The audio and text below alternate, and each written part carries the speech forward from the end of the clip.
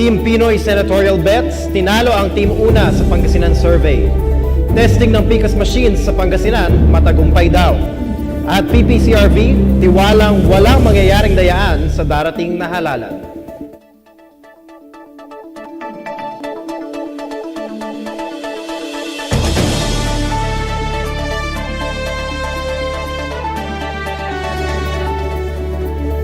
Masantos Kilabi, ako si EJ Dangla.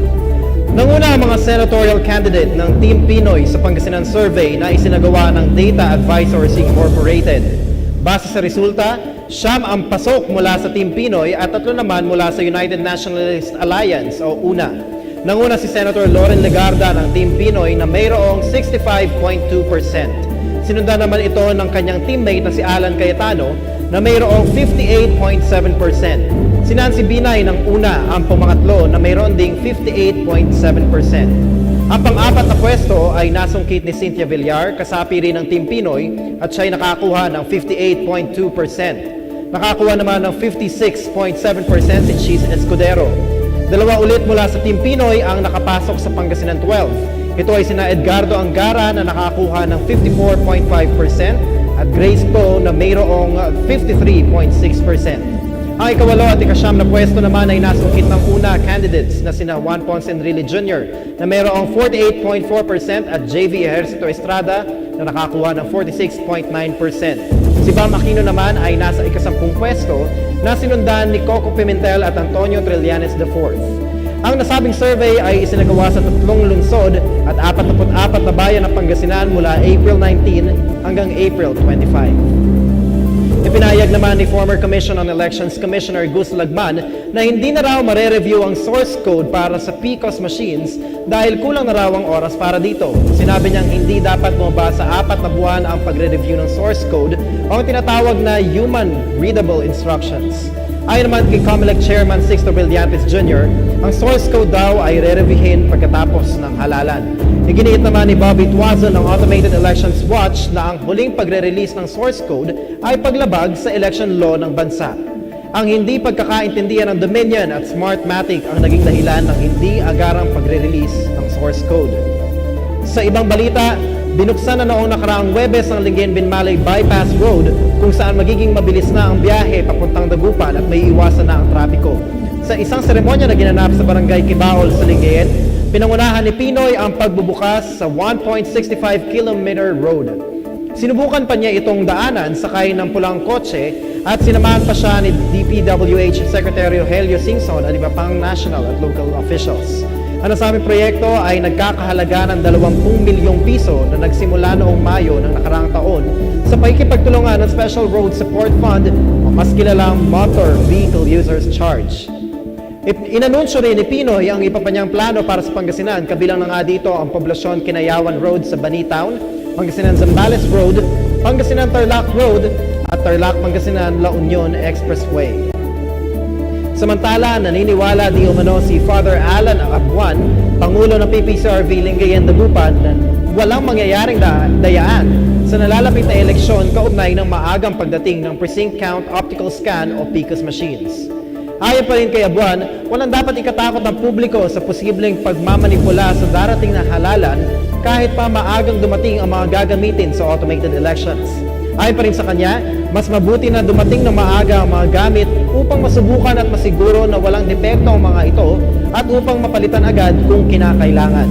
At kung sakaling mang mawala ng kuryente sa mismong araw ng eleksyon, wala namang dapat ikabahala sapagkat may nakareserbang baterya ang PCOS machines na maaaring gamitin.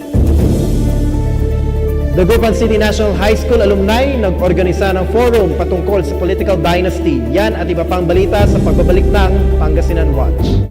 Simula nang maging gobernador si Amado D. Espino Jr., ang Pangasinan ay naging number 1. We dedicate our efforts to make our province one of the most progressive provinces in this republic. I know we can do it because we have the resources, the people, and we have the leadership. Marami na hong namuno na gobernador. I have served under 6 governors. Bilang mga Pangasinense, gusto pa ho natin umangat ang ating lalawigan. Governor Espino, restore the grandeur of Lingayen as the capital of a great province. Nakita ko ang White House sa Washington DC. Sa nakita ko ho ngayong gabi, hindi tatalunin ang Kapitolyo ng lalawigan ng Pangasinan. Dahil sa ating magaling na gobernador, Ipagpatuloy natin ang pagbabago at progreso sa Pangasinan.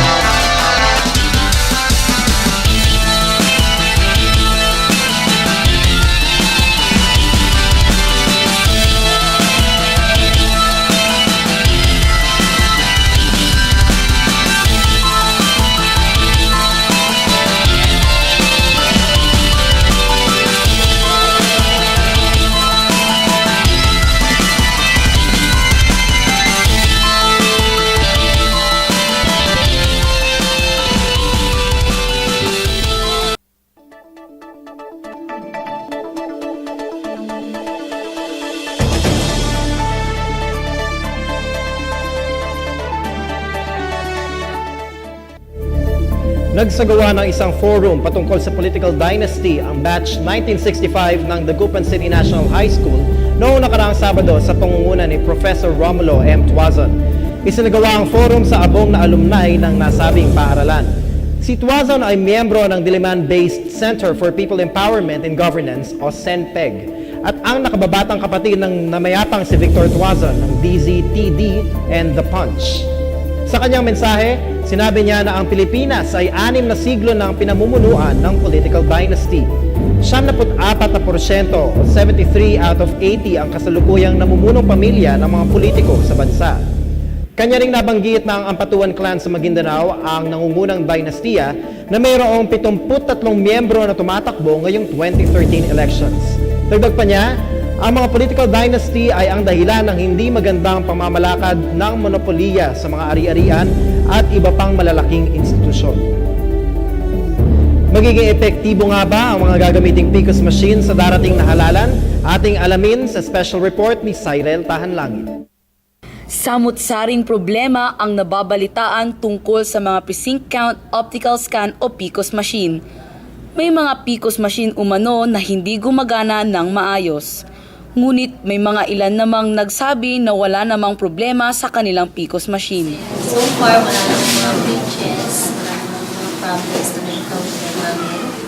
Magiging epektibo kaya ang mga PCOS machine sa darating na eleksyon? Para sa akin, effective ang paggamit ng PCOS machine ngayong election. Kasi, in the first place, mas mapapabilis yung pagbilang ng boto and mas maiiwasan yung pangdadaya sa botohan, sa pagbilang ng boto. Kasi kapag tao na nagbibilang, may tendency na baka magkamali. Pero kapag sa PCOS or sa machine, which is gumagamit ng artificial intelligence, talagang masasabi mo na accurate yung pagbilang ng boto. Hindi siya effective kasi marami pa rin Pilipino ngayon na hindi marunong magbasa at magsulat. So parang mas maraming natatakot ng gumamit ng PCOS machine, kaya mas maraming hindi na lang bumoboto. Para sa akin, approve ako sa PCOS machine.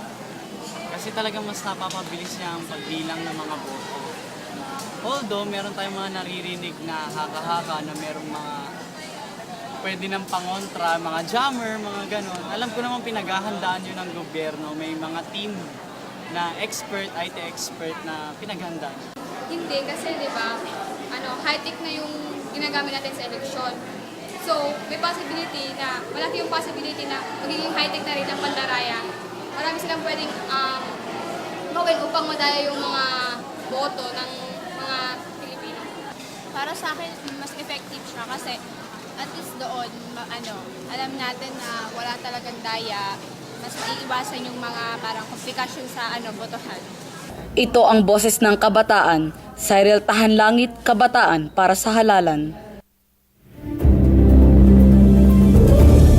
Sa iba pang balita, sinabi ni Dagupan City Mayor Lim na ang inihain na disqualification case sa kanya ay isa lamang desperadong taktika mula sa kabilang partido upang ito ay hindi mahalal. Ito ang issue patungkol umano sa bingo bonanza sa isang barangay sa Dagupan na pinaniniwala ang pinangunahan ng kampo ni Lim. Napag-alaman naman daw na parlor games lang ito sa barangay at walang kasamang taya sa naturang laro. Ayon naman kay Lim, ito ay bahagi ng black propaganda ng kabilang partido laban sa kanya. Kasama rin dito ang pangaharas ng mga pulis sa kanyang political leaders at ang pagbabaklas ng kanyang campaign posters, pati na rin ang posters ni Vice Mayoralty candidate Councilor Brian Lim. Sabi pa ni Lim, mas lalo pang umiinit ang labanan ng dalawang kampo matapos lumipat ng suporta ang ibang island barangay sa kanilang panig. Pahayag naman ni Lim na nagmula sa The Dugupan Dream Facebook page ay hindi sila bababa sa kanilang level ng pangangampanya dahil ang mga taong iyon ay walang magawa kung hindi manira ng reputasyon ng iba. Dagdag pa ni Lim, mas importanteng unahin ang pagpapaunlad ng ekonomiya ng syudad. Inaasahan naman daw ni Lim na mas lalo pang iinit ang kanilang labanan lalo na't palapit ng palapit ang halalan. Samantala, sinabi ni Provincial Elections Supervisor Marino Salas na matagumpay ang nangyaring testing and sealing ng PCOS machines kahapon sa Pangasinan. Ito ay kahit pa nagkaroon ng aberya sa 17 PCOS machines.